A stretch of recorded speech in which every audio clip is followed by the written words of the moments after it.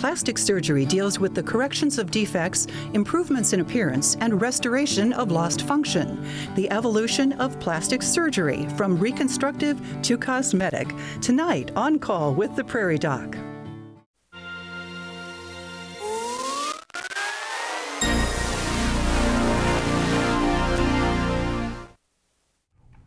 Welcome to On Call with the Prairie Doc. Health information based on science, built on trust. I'm your Prairie Doc host, Dr. Jill Kruse, and tonight we will be talking about plastic surgery, both reconstructive and cosmetic. Plastic surgery has evolved significantly, offering a wide range of options for individuals looking to alter, enhance, or needing to reconstruct their appearance. Both reconstructive and cosmetic surgery have seen advancements in technology and techniques with the development of minimally invasive procedures and advanced surgical tools. Plastic surgeons are able to achieve results with shorter recovery times. Overall, plastic surgery has evolved to become a diverse field with a wide range of options for individuals looking to enhance their appearance or improve their quality of life. Tonight, we will discuss plastic surgery, both reconstructive and cosmetic, and answer questions. Thank you for joining our discussion. This evening, we are joined in the studio by Dr. Laura Figura and Dr. Barry Martin, both of whom are surgeons with Avera Medical Group Plastic and Reconstructive Surgery. Welcome, and thank you so much for joining us this evening. Dr. Figura, could you tell us a little bit more about your background and what inspired you to pursue plastic surgery? Sure. Well, I was born and raised in Columbus, Ohio. I did all of my medical training in Columbus, Ohio. That's where I met my husband, Drew, who's a radiation oncologist. I decided to go into plastic surgery because when I was very young, my sister was a burn nurse. She was 12 years older than me. She was a burn nurse at Children's Hospital in Columbus, Ohio. And that was before there were all these restrictions on what you could talk about and things like that. And she would always prepare presentations for her fellow nurses about how to take care of the burn children. And I remember she would always say things like, the plastic surgeons do better reconstructions. So I knew that she had these patients that were very sick, and I knew that the plastic surgeons did a great job. And I always thought, that seems like a really noble profession. So that's how I ended up in plastic surgery. And I ended up here because when my husband and I were looking for jobs, South Dakota was one of the places that needed my specialty and his. And we came and thought, what a great place to live. And we didn't take the job then, but we spent the next 10, 11 years looking to relocate here to South Dakota, and it's been a great change. Well, we are so glad that you're able to come here and join us. Thank you. All right. Well, Dr. Martin, tell us a little bit about your background and what brought you to South Dakota. So I was a Southern boy growing up, and I joined the military, trained in general surgery of the military, and I had a career in that, 28 years. And when it came time to retire, I figured I'd go back in academics in the Northeast where I trained. At that time, Avera was just starting their own, they went one plastic surgeons who were Avera employed, and I thought, it's an opportunity. I came out here really I'd never been here, so an adventure, but when I really chatted with the folks at the hospital system and then met people from this area, I thought this seemed like a really good opportunity. Took a leap, and now almost 9 years later, I'm really glad I did. So I love the practice.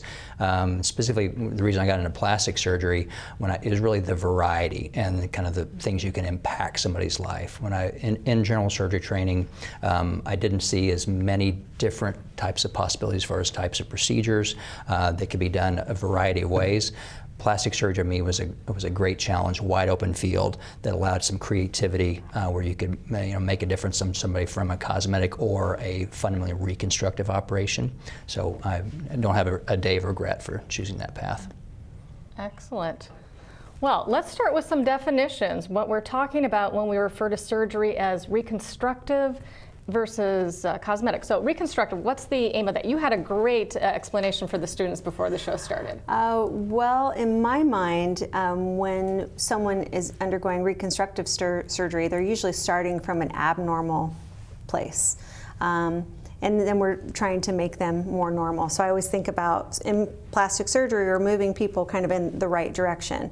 And if we start from a normal position, then that's usually cosmetic. And if we start from an abnormal position, then that's usually reconstructive. Now, insurance companies have slightly different definitions, but it's really nice because in general, we're always moving people towards a more functional, more feeling comfortable in their skin sort of situation. Excellent. Well, that's wonderful. And I know plastic surgery, some people think plastic, they think Barbie, Barbie's plastic. You're not putting plastic in people. Plastic is coming actually from the Greek to mold or to shape. So it's not that you're making people fake, you're shaping and molding how they're looking, so you said they can function better, feel better about themselves, and feel comfortable in their own skin, literally. Exactly right. Yeah, the Greek word, just as you mentioned, plastikos, means to shape or mold, and that's kind of what gave our specialty its name. I think Diefenbach first coined it, German physician back in the 18th century, and it is rather confusing. And we do use materials, sometimes they are plastic, but that's not where it comes from. All right, well, I think that's a really good thing. So, when would someone go to a plastic surgeon? What sort of things would you do versus like a general surgeon or ear, nose, and throat doctor? Yeah, a lot of the fields, it's a little bit of, we all do things that kind of get into other people's specialties as well. So of course, head and neck surgery for reconstruction, oftentimes the head and neck otolaryngologists have specific reconstructive teams, and so they certainly are capable for reconstructing head and neck defects. We do the same operations as they do. All of it depends on region and what the services are. Other parts of the body, we are usually referred to as the surgeon's surgeon, because what we do, it may not be exceptional always, but we allow other specialties to kind of do what they do. If somebody is a general surgeon who's working on a trauma patient and they do the life-saving work of saving that patient's life, oftentimes there's defects that are missing from trauma, missing from infection, and our job is to replace what has been missing and left behind so they can have a successful outcome and have a functionally appropriate outcome. Excellent. And I know a lot of people, when they're talking about surgery, or injuries, they want to talk to the plastic surgeon because scars are a big issue. And you guys tend to have the best suturing miracle skills of anyone I've ever seen for surgeons. When are you called to, look at scars and helping with that? Sure. Well, a lot of, there is no such thing as scarless surgery, unfortunately, unless it's in the womb. But plastic surgeons are skilled at camouflaging scars, putting them in the right direction. That's one of our main gifts, but also we can mobilize tissues in ways that perhaps other surgeons aren't trained to do. And of course, since we do a lot of sewing, we are pretty good at sewing. See, I always tell my students they had to call it suturing, otherwise the boys won't want to do it. Because really there have been several times where I've used surgical stitches to repair some teddy bears that were torn at our house, and I was like, oh, well, this is just a running subcuticular stitch. This makes a really nice seam. Absolutely. That's a good tip. And the other thing, scarring is a natural kind of thing that happens in human physiology. There are certain people who are genetically predisposed to scar a certain way. Keloid scarring is one thing that's really not a diagnosis that we have a perfect answer on. I think suturing that wound appropriately is the first step, but also you have to recognize, just because you kind of put something and it looks good the first week, if somebody is prone to develop keloidal scars or bad hypertrophic scarring, oftentimes other modalities like wound care, steroids, silicone sheeting, sometimes external beam radiation are required to have an appropriate outcome. Okay. So what are things that people could do at home, like to help minimize a scar if they did have an injury? It's, scar massage is what we usually start with, because that helps align the collagen down, helps the scar be less sensitive. Silicone taping, I think, is invaluable for scars as well. A little bit unclear, actually, the mechanism how that works, but it does work. Burn surgery has used silicone sheeting for decades, and that's kind of when we talk about, okay, how we want our scars to heal best. Silicone sheeting is very invaluable for that. Most of the things that you kind of buy over the counter that are expensive have not been shown in normal people to make a difference.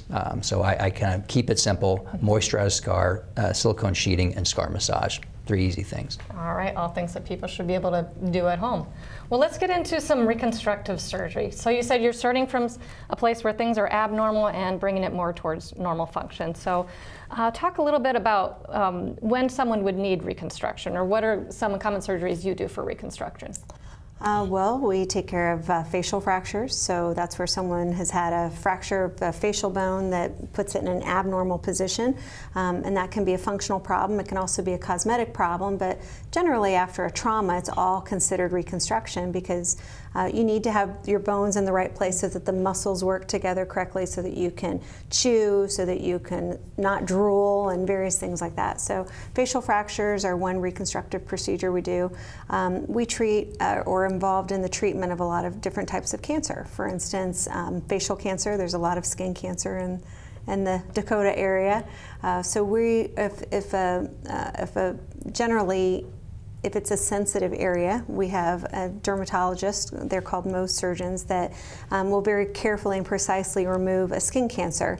And sometimes those defects from that can be larger than expected, and that's when Dr. Martin and I get involved. And we are able to mobilize tissues in areas that, for instance, reconstruct the nose or an eyelid or the lip, and hopefully allow that patient to get back into normal society without people looking at them oddly. We do a lot of breast cancer reconstructions, pressure sore reconstructions, abdominal wall reconstructions, limb reconstructions, as Dr. Martin mentioned earlier in our meeting with the medical students. Yes, talk a little bit about your military surgical background. Yeah, so when you're at the mercy of your circumstances, and so when I trained in plastic surgery in the civilian world, came back in the military to kind of pay back my time and do my service. That was time of wars in Afghanistan and Iraq, and so we were seeing pretty horrific injuries we hadn't seen before because the body armor, our evacuation assets were so good. Otherwise, the other wars before that, these were life-ending and mortal wounds. So you have these survivable injuries with multiple limbs that need to be reconstructed, and that's kind of how I cut my teeth. At my first kind of decade in practice was doing those operations, and that also, it was an advancement. The Department of Defense was wanting to people who are missing limbs. That's when we started getting into research for limb transplantation, face transplantation because of those injuries, and those technologies still are moving forward today. But there's an old adage, if you want to learn surgery, you go to war, because that's when you have multiple ways to go, you have multiple patients to take care of, and that's when usually things advance at a higher degree. So that was my genesis in plastic surgery. Yes. And I'm sure all of that experience could tie over to things here in the Midwest. I mean, we've got a lot of farm injury, the dreaded auger accidents on farms where, limbs can get really mangled, unfortunately. Right. And all those traumatic events, you take care of them the same. I mean, they're both devastating traumatic events, but the lessons and techniques you use for wartime surgery it's the same applications for civilian surgeries and trauma as well. Okay, excellent. Well, we did a show earlier this year, and we talked to an individual that had cleft palate surgery. When do patients come to you for that? Is that like shortly after they're born, or is it, do you wait till they're a little bit older? Because I know definitely cleft palate, depending on how severe it is, can affect feeding and lots of different things. So it's pretty standard management now. It's evolved over the last several decades, but so most of the time it's known if a child's going to have a cleft, either lip or palate or other sorts of facial clefts in utero, because these high ultrasounds, the high resolution ultrasounds that we have now, it's usually diagnosed beforehand, which is great because you can prepare a patient to know, and their family to know, okay, we have some work to do to make your child have a more normal appearance. And with rare exceptions on those children with clefts, all the parts are there. They just have to be rearranged where they're supposed to be. The usual sequence for a child with a cleft, it's a cleft lip. At least in my practice, you usually fix that lip at 6 months. You'll do, oftentimes they'll have a little nasal defect that we fix at that same time, and that child will grow and develop normally. And if usually there's a nose abnormality with that cleft lip as well, we usually wait till the child gets to be in teenage years to have a more normal normal adult-sized nose before they do their formal rhinoplasty or nose surgery.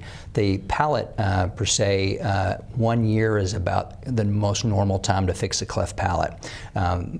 Parents are really good about learning how to feed a child and keep food down from coming through the nose with gravity. And then at 1 year, we pick that time because as long as you get that palate fixed before 18 months, they have a very good chance of having normal speech. And so we wait till the child's a little bit older, so you have a less risk of a fistula, which is a hole in the palate if you start going too early. So normal the sequence is lip at 6 months, palate at 1 year. Okay. Interesting. So a lot of different things with that. So it's not going to be just one and done surgery. Yeah, and we hear that phrase a lot because nobody wants to have surgery for the most part, and so I don't know any surgeons who can do it. A surgery that is fairly complicated better in one shot than two. To me, I'd rather take it in stepwise fashion because the goal is to have a good outcome both cosmetically and functionally. And so it's pretty standard. There's never a perfect operation. There's always potential for needing a revision. So my counseling is always, hey, we're going to get you to the right place, we'll get your child to the right place, but there may be additional steps along the way. So.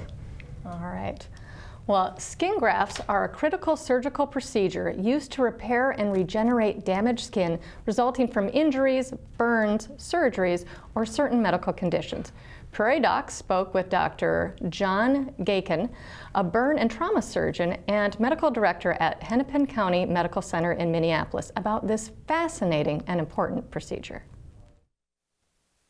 So skin grafts are, generically speaking, it's basically resurfacing of lost skin, part of the body. And what we do is, whether your skin was burnt and had to be removed because of the burn injury, or if, say, you had a bad infection and your skin died as a result of that, we can temporarily cover people with what we call cadaver skin grafts. And that's where somebody who's passed away has donated their skin. And that lasts for about a week or two, sometimes a bit longer, but the body ultimately recognizes it as foreign and rejects it. A split-thickness skin graft is when skin is removed from the body, usually from the thighs or back, and a dermatome harvests the skin. The surgeons can adjust the depth of the area they harvest the skin from. Typically, we take it between 10 and 12 thousandths of an inch, so very thin. And when we take that skin, what we're taking is the outermost layer, called the epidermis, and a very small layer of the dermis, which is the underlying connective tissues. There are a number of skin graft techniques. For a sheet graft technique, the skin is not perforated and taken as is. From there, surgeons then secure it to the wound bed, which has been previously prepared. Benefits to that technique are less scarring and is more cosmetically pleasing. So once the skin graft is put into place and secured, and there's a number of ways that it is secured. Sometimes it's either through stapling it in place, sometimes it's sewing it in place, sometimes it's with glue and with tape. But whatever the mechanism is that you use to secure the graft in place, it's very important that that graft sits still and not move. As long as the graft is not interrupted by friction, infection, or other complications, the graft can heal within 10 to 12 months. Once you go home, we basically want to make sure that you're able to do your dressing changes on your own, that people can manage the pain that goes along with those dressing changes, and then, of course, to make sure that you're able to meet therapy goals such as movement and activity of daily living that needs to be performed before you can get out of the hospital. Patients typically come back once a week for the first month. Monthly checkups are required for a period of time. As soon as 8 months, doctors evaluate how to manage the scarring once the body has settled down. But I think one of the biggest things that happen with kids that we'd like to get the public service announcement out is that hand burns on kids or feet burns on kids. We sometimes think, oh, it's not a very bad burn, we're going to let this one just kind of heal. But that healing process and that contracture or the scarring that can take place sometimes can decrease and limit range of motion. And then subsequently in a kid that's growing, that change in range of motion can actually lead to growth that is deformation, which basically then can lead to long-term permanent problems.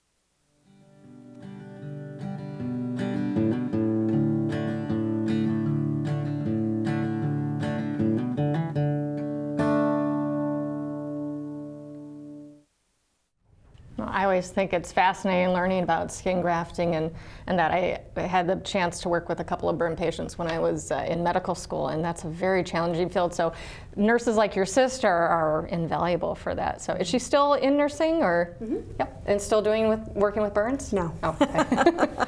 Yeah, that is impressive work. So, all right. Well, what other times would you be using skin grafting besides with burns? We use it to cover all sorts of wounds. So as was stated earlier, some people can have serious infections like necrotizing fasciitis or road burn from trauma, sometimes for skin cancer removal, or really, you name it. There are all kinds of reasons why sometimes people need skin grafts. So we do it fairly commonly in plastic surgery. Okay, excellent. Well, let's talk about kind of a lot of excess skin issues. Like a lot of people now have been losing a lot of weight with these new medications out for diabetes, and that's great, but then that skin isn't lost when they lose the weight, and they end up with these large kind of aprons, as they're called, of excess tissue and skin. So how does a plastic surgeon help with that? So we come in when that patient has attained they may not hit their goal, but they need to be a stable weight loss. And so wherever that point is, you don't really want to intervene surgically from a contouring perspective until they're at that point. And then it's assessment, okay, how can we make you happier with your new physique? Because skin is a dumb organ. I mean, it's an important organ, but when you're older than 20, it really doesn't snap back. So, and we always counsel patients on their weight loss journey, they have to know they're going to look worse before they look better. And so once they've achieved that stable weight loss, and we usually say about 6 months, as long as they're healthy, then we talk about how to kind of get their body in a more acceptable position. Typically it's things that have loose skin. Abdomen is the most common, breasts are second, you got arms and thighs as well, face in addition. Unfortunately, insurance companies don't usually help unless they've got symptoms from heavy skin on their abdomen. If they have frequent skin breakdown, rashes, pain and the like that aren't responding to compression and kind of normal skin care, oftentimes that operation will be covered. It's hard to get insurance coverage for other parts of the body, so then it becomes a financial burden for the patient. But any contouring can happen on a healthy patient. We have to just take it stepwise when it's time. Mm-hmm. But definitely a life-changing procedure for someone after they've done all of that work and then say, oh, I still don't feel good in my body because I have all this excess tissue that's rubbing and not making me look or feel the way I want to. So correct. How do you determine who's appropriate for these procedures? Sure. Well, oftentimes it's covered, it's based on what the insurance requirements are, as Barry alluded to. So some common requirements are you have to have a certain amount of weight loss. Not always, everything varies. If we're trying to do abdominal surgery, often the pannus, or that apron that you were talking about, has to hang down below a bony prominence called the pubic symphysis, and so that's one. Another one, it would be if the genitalia is obscured. So they have all these different grading systems, and then the rashes that are resistant. So, when I'm talking to patients about removing the extra skin, it's a little bit like playing chess, because we know everybody wants to have, like for instance, if you're going out to eat, you want to have a really nice meal. And if your insurance will pay for a meal, you can either go to a fast food restaurant or you can go to a sit-down restaurant. So if a patient has lost most of their weight, and as Dr. Martin mentioned, you have to be stable, if you can kind of tell if they're going to have a nice outcome that they'll be happy with. And of course, we're a McDonald's society. We all want things fast. We want it right now. I want to order it right now. I want to get it done. But often patients can have a really nice outcome if they're a little bit patient, let their bodies lose weight. With some of these medications, there's often really rapid weight loss at first, but they can still have weight loss that's at a very slow rate for a long period of time, and if they'll just be a little patient, they'll be happier with the outcome. So it's a little bit of give and take, because you want to kind of assess, is this something that would be covered by their insurance now or at some point in the future? And will the patient be happy with the outcome if we were to do an operation now, or is there something else that we can work on to help improve their final outcome? Mm-hmm. So. And your one and done comment earlier, that applies in most things we do. And so you have a patient, you make sure they're healthy enough to tolerate general anesthesia in an operation. Mm-hmm. You also don't want to have, put too much on their plate as far as recovery.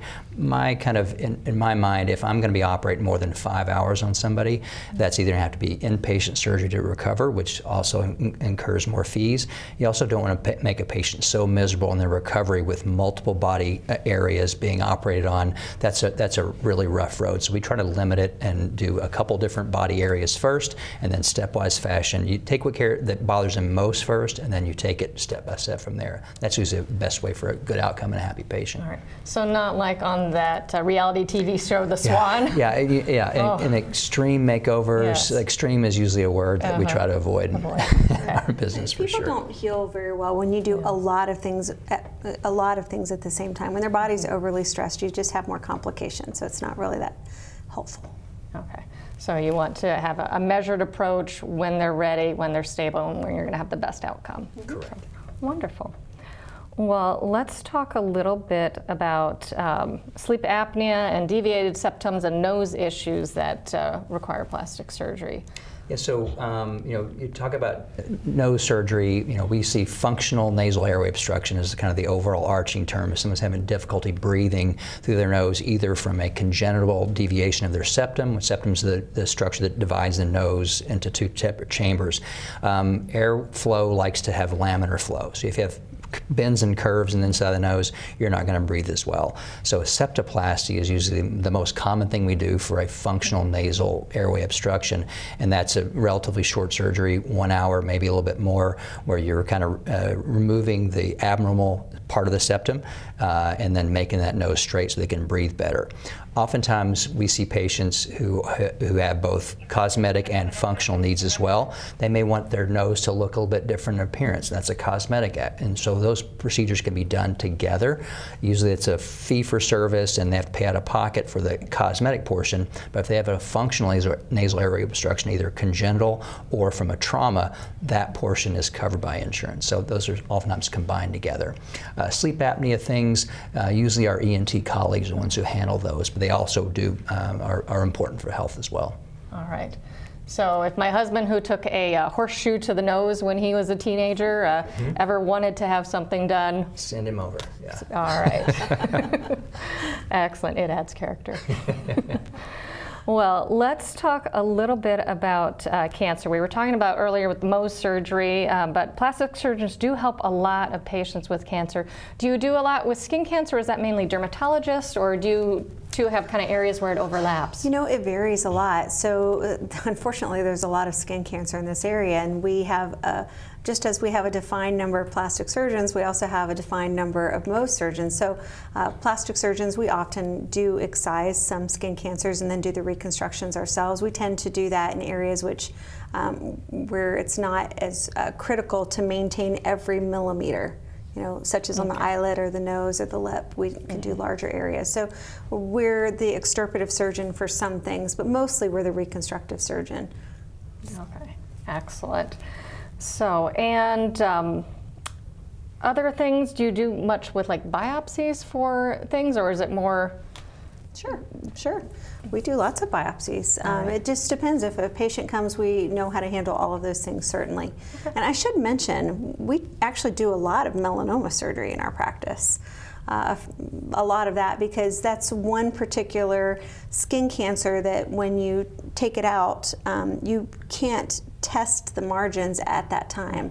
The margins are sent out for permanent, and so that's something that we often do because we also check the lymph nodes at the same time. So that's a big part of our practice. Okay. Yes, definitely with our farmers out in the sun, this is a very high area for melanoma and skin cancers, unfortunately. So one of the downsides to South Dakota. So, all right. Well, let's talk a little bit more about other kind of cosmetic procedures. What do people want to come to a plastic surgeon for? That would be more on the cosmetic side. Higher, tighter, smoother. Just about everything. As Barry said, one of the most common things I think in South Dakota is either abdominal surgery or breast surgery. We just have a lot of that, especially women of childbearing age. When women get pregnant, they often have extra skin after they're done childbearing, and they want to fit better in their clothes. And as Barry said, the skin doesn't go away. It may shrink up a little bit, but there's still some excess there. So a lot of consultations for abdominoplasties or tummy tucks. A tightening of the breasts, and that can be multiple things. So a lot of women have very large breasts that cause symptoms like back, neck, shoulder pain, headaches, rashes, sometimes some burning pain in the shoulders or even in the hands. So a lot of breast reductions. Most of those are going to be covered by insurance, but not all people will meet the insurance criteria because there's often a weight that has to be removed that's kind of determined by their insurer, by their height and their weight. And so some women will choose to have more of a cosmetic procedure where the breasts are lifted and just a smaller amount of tissue is removed. So we see a lot of those as well. They're fun procedures to do. Transformative. Yeah, I agree. And I'll give an aside. The other thing to mention, one of the there's lots of downsides to all the industry of plastic surgery and television shows and reality things.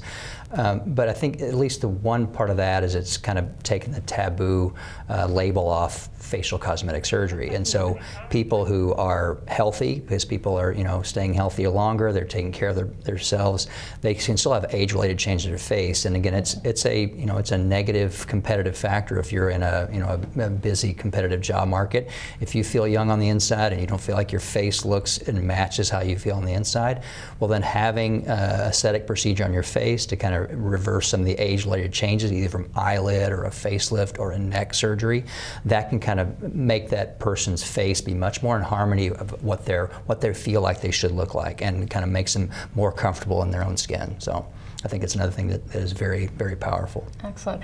And breast augmentation has changed a lot from, I remember the 80s, everyone's like, oh, everything's leaking, the gel, they're going to explode, they're dangerous. And yeah. How's that changed? Well, and I think the one thing that happened when you look at the 70s and 80s, and even early part of the 90s, the FDA was not involved in regulation of devices for the most part, and so it was a Wild West show. And so they had all kinds of manufacturers for really bad quality implants. And then when the FDA kind of said, okay, well, hey, show us your safety data, when they did take note, the plastic surgery community couldn't say, yeah, we're safe. They couldn't say you were unsafe, and that's not the way healthcare should be. And so the moratorium went, they pulled all the silicone implants off the market, and then you had to show for a decade of safety data. So now we have really quality, good implants that if are designed to last longer than humans are. So they're very reliable. We no longer use liquid silicone implants. It's all cohesive gel implants that don't leak. So they're much more reliable. You still want to make sure that you have a patient who's really aware of their body. They're getting their routine mammogram, their screenings, and not ignoring those things. But if they want a better appearing breast that kind of fits more with their lifestyle and their body, we have much better ways of doing that and make them happier. All right, excellent. Well, finding out you have breast cancer is a life-changing experience. Prairie Doc spoke with one patient about her journey and what was unique about her recovery from a double mastectomy. Jamie Rissy loves spending time outdoors at her home near Lake Madison. It's a place where she can relax and unwind. But back in 2020, she received news that changed her life. Every January, I'm just like clockwork. I go in for my mammogram. So I went in that morning, and I don't know, I just didn't feel right that day. I thought something was really bothering me or something was wrong. So I went in and I did my mammogram and came out, and I got a call that afternoon that they needed to redo it. After tests, she found out she had intraductal carcinoma and would have a double mastectomy. Went in and had my surgery, and what they call, it was removal of the cancer, and then they insert the implants by the plastic surgeon. All of that was done. I came out of recovery. Everything was great. Started having my implants filled with the actual solution I'd have to come in and do. And so once I had my actual implants put in, it was probably not even 7-8 months I had to go back in because they were going on my stitch line and making it break open to the point that it could come out. Eventually, Jamie met with Dr. Laura Figura, a plastic and reconstructive surgeon, who suggested she try microvascular breast reconstruction. Microvascular surgery is where we disconnect the artery and usually a couple of veins for a portion of tissue that we're going to move from one location to another. And then the microvascular part comes in where we sew those blood vessels together to a recipient vessel at the site where we're going to place the tissue. So a lot of that work's done under the microscope. At that time, the surgery wasn't offered at Avera. But Dr. Figura and Dr. Jason Fowler, who is also a plastic and reconstructive surgeon, helped bring this option to Avera. So I really wanted to be able to offer all types of breast reconstruction here at Avera. We have a really exceptional breast program. We're very focused on trying to provide everything that each individual patient needs. And this was the final step. We talked to administration and we talked to nursing and the OR and looked at, is this a feasible thing that we can do here? But a lot of it started just for passion for caring for patients, keep them home, keep them where they want to be. We had the technical expertise to do it, the technical experience to do it, and we just needed to make sure that we had the support from the institution to do a really good job. That led to Jamie being one of the first patients to have this procedure done at Avera. Day of surgery, I guess I was 15 hours in the OR, which I guess was pretty crazy. I did fine. I felt bad for my husband and my kids because they had to go through all that. But there again, that's where those surgeons came out because they had to take a break here and there. And they came out and they checked on my family and talked to them and said how things were going. The surgery takes skin from the legs or stomach and connects it to the chest. Almost any patient is a potential candidate, but they need to have a good donor site. But most women, especially women who develop breast cancer, which is what we're talking about today, are typically mothers. They have extra tissue in their abdomen that they would just love to get rid of. And so it's a nice marriage of a patient who needs to have tissue brought up to their breasts and they really want to have tissue removed from their abdomen. Jamie is happy with her outcome after surgery and is now able to feel comfortable again and enjoy making memories in her happy place. This is cool. There's 2 surgeons in Sioux Falls that are willing to do this to help women feel whole again, if they can't have implants or if whatever the reasoning is, it's just it's a comforting feeling. All while staying close to home. Being close to home is important. When you're going through something, and it can be anything from a stroke with a family member to breast cancer with someone, having the ability to, go home and sleep in your own bed, having the ability to have a family member that's often near where you live, not always, but usually, not being in a strange place, it's good for the patient. It's good for recovery. With your Avera Medical Minute, I'm Sarah McDonald.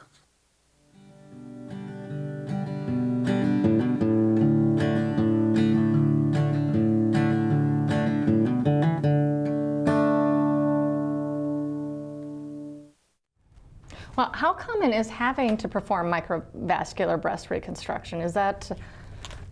It's not that common here.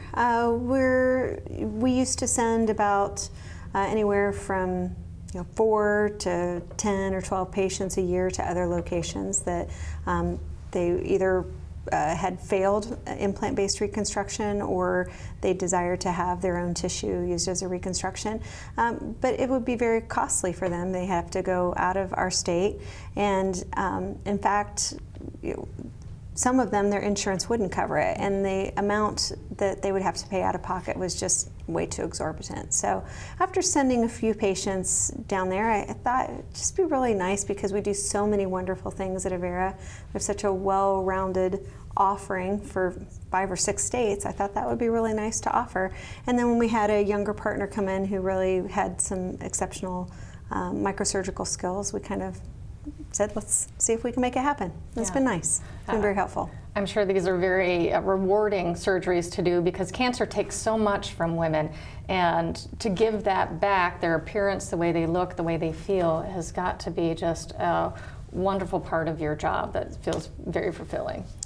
I think Dr. Martin and I, we love putting people back together. That, you're right, and the flap surgery does that, but so does regular breast reconstruction, and it's a real honor to be involved in that part of patients' lives because it's a very stressful time, Yeah.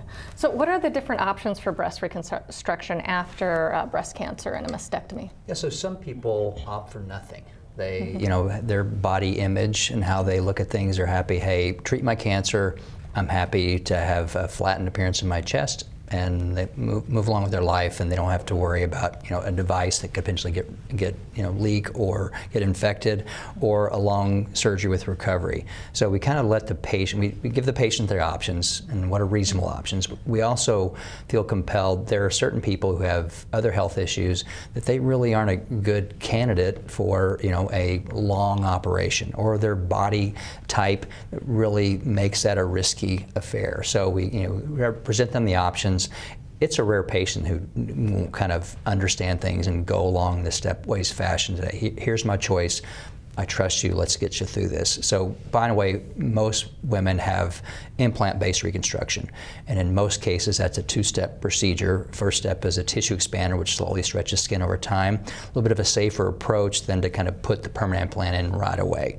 And then second step, on average, is about 2 to 3 months to follow that. They have their permanent implant placed. Oftentimes we'll do some fat grafting where we do liposuction while they're asleep in the OR, process that fat and inject it through tiny little tunnels to kind of really camouflage the implant, because the goal is to have, you know, that patient, especially when they're getting ready for work or taking care of kids or in the shower, they're not continually looking down at their chest going, okay, that reminds me of this awful time in my life. I got a very scary diagnosis. So, you know, we're not really making a new breast. That breast is gone, but the goal is more of a psychological recovery and have that patient happy with their new body image, and where then they can move on with their life. So it's all about safety, patient happiness, and satisfaction. It's kind of what drives what we do. Excellent. So tell a little bit more about the tissue expanders. How does that work? How do they get larger and stretching over time? Well, they have a lot of different names. Sometimes people call them spacers, because not always do we need to make new skin, but we often need to adjust the shape. So the tissue expanders really adjust the shape. There are some instances, though, where women really don't have much skin, especially if they've had to remove the nipple areola complex or some skin that was involved in the cancer. So sometimes we do really, truly make extra skin, but often it's a shaping thing. Often we place them in the pre-pectoral position, so above the muscle. That's kind of a newer way for the past 8-10 years, I think.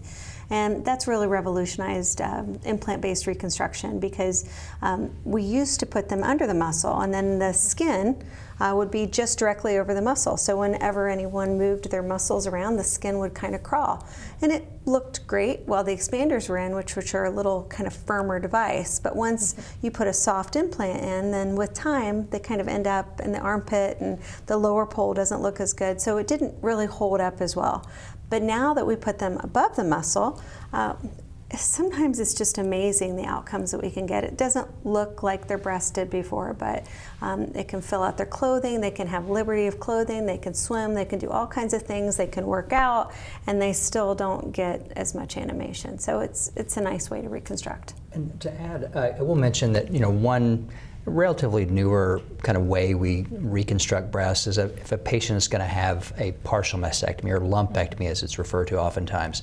If they're not real happy with how their breasts look and they kind of want a different shape, or they have some droop or sag to their breasts, we'll treat that patient like they're having a small breast reduction or a breast lift or mastopexy. That allows the breast surgeon to take that tumor out, has plenty of room to kind of cure the cancer. We'll rearrange the breast just like we're treating a cosmetic patient, making them have a perkier breast that's the size they want. The advantage of that is a couple things. It's a happier patient, for one. It gives them the breast shape and size they like. Also, most of those patients need adjuvant or post-operative radiation therapy. You know, once you radiate a breast, if there's a space that's in there from that lumpectomy, then that space can collapse and give them a divot. It's much easier to prevent that divot from occurring than to correct it later. So every patient who comes into our breast clinic with our breast surgeon, which are fantastic, by the way, they get offered a chance to come down and chat with plastic surgery to kind of see if we want to reshape their breast to make them happier. So that's kind of a newer wrinkle that you know, that's also insurance covered as well. So it's something we offer to make a satisfied patient. Another advantage to that is there isn't long-term follow-up following an implant. There's not a lot of maintenance operation involved, and also they still retain usually the nipple areola complex and the sensation to it, which doesn't happen after a mastectomy. Okay. Excellent.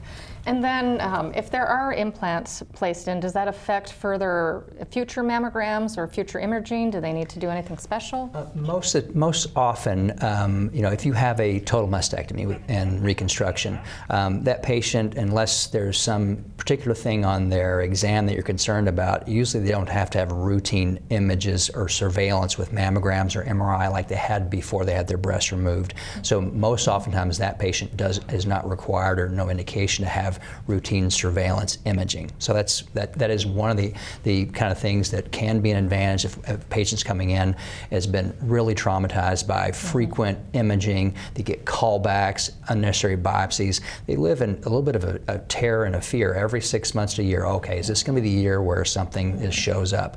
That's sometimes when people have total mastectomies, it eliminates that risk of every year of fear of going to that imaging. So it's one of those nice wrinkles. All right, fascinating.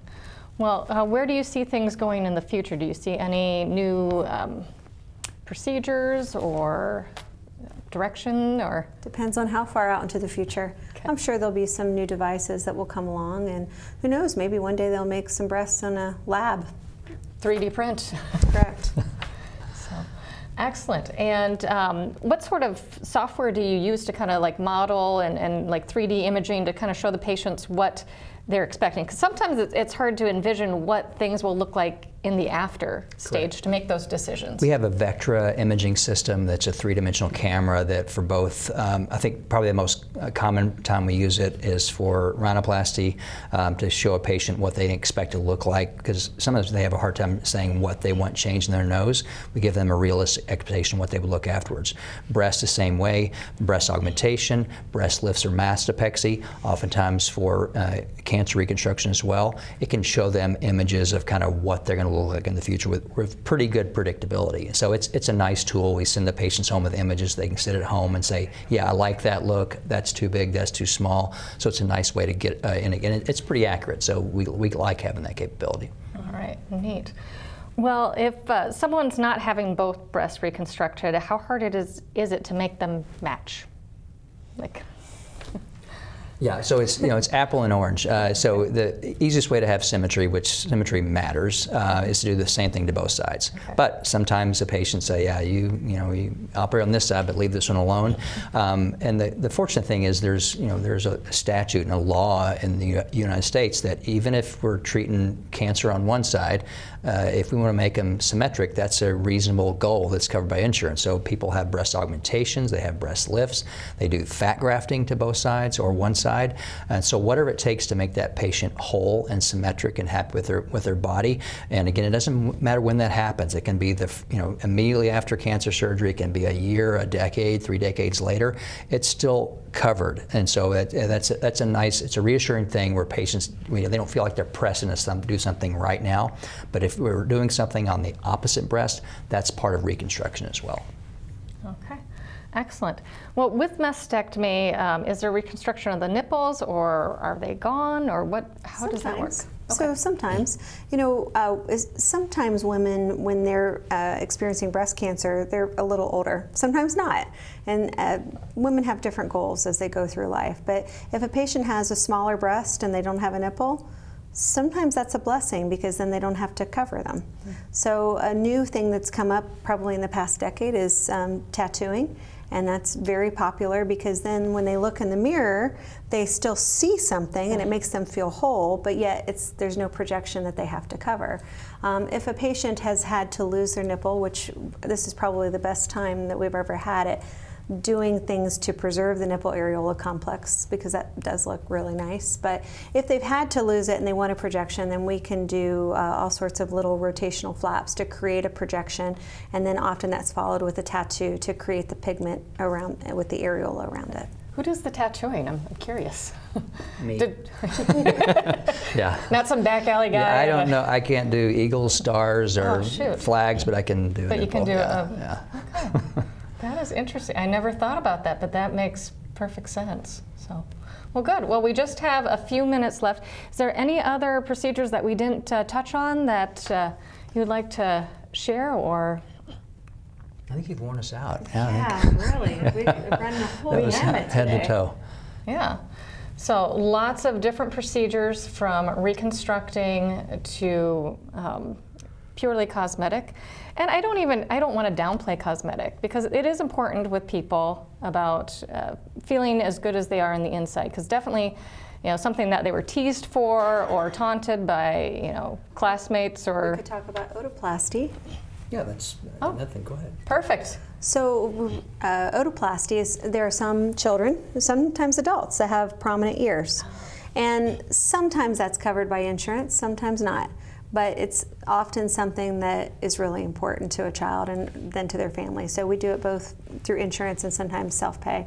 But that can be very rewarding, pinning back the ears so a young girl can wear any hairstyle she wants and play sports and not have people, comment.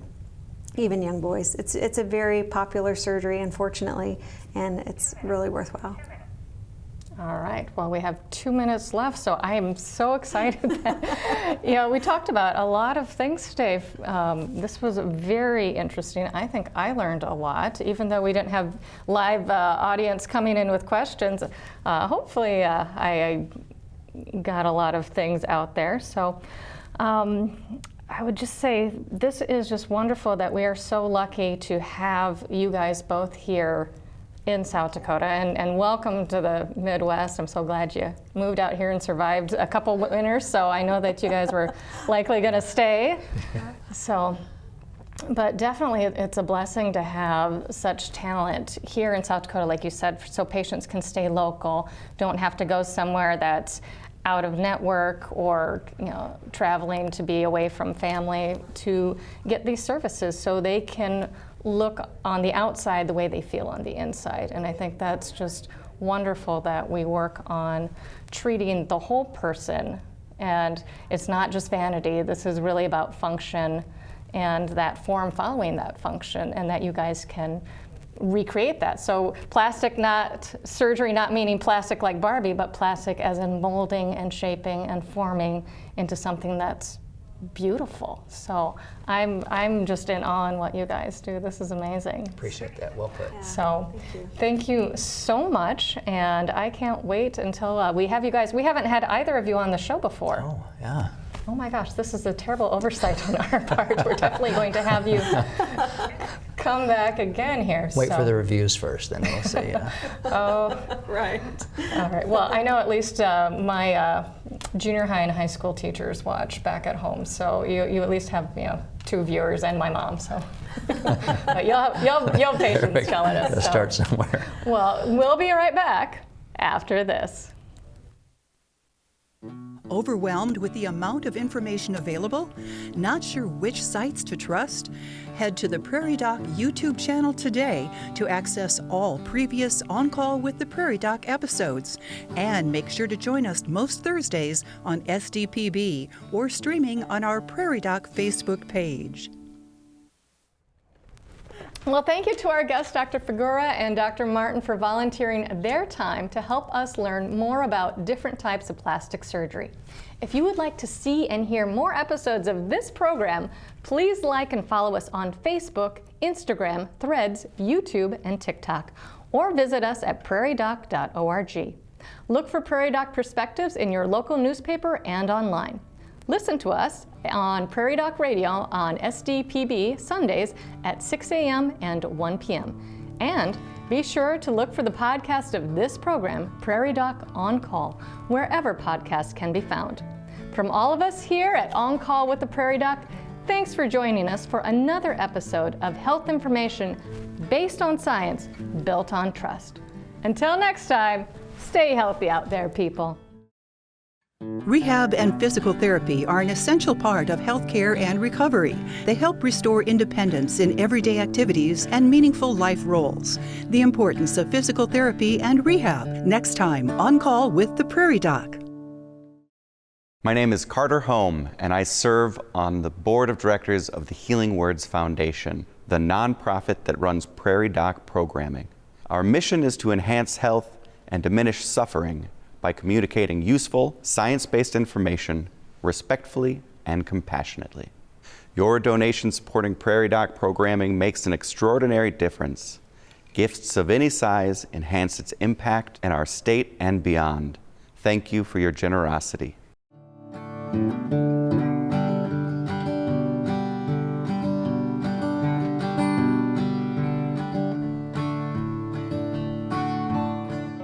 Major funding for On Call with the Prairie Doc has been provided by At Avera, our nationally recognized health system will be right here with you, with care and coverage. Hello possibility. Hello healthy. Hello life. Avera, moving health forward.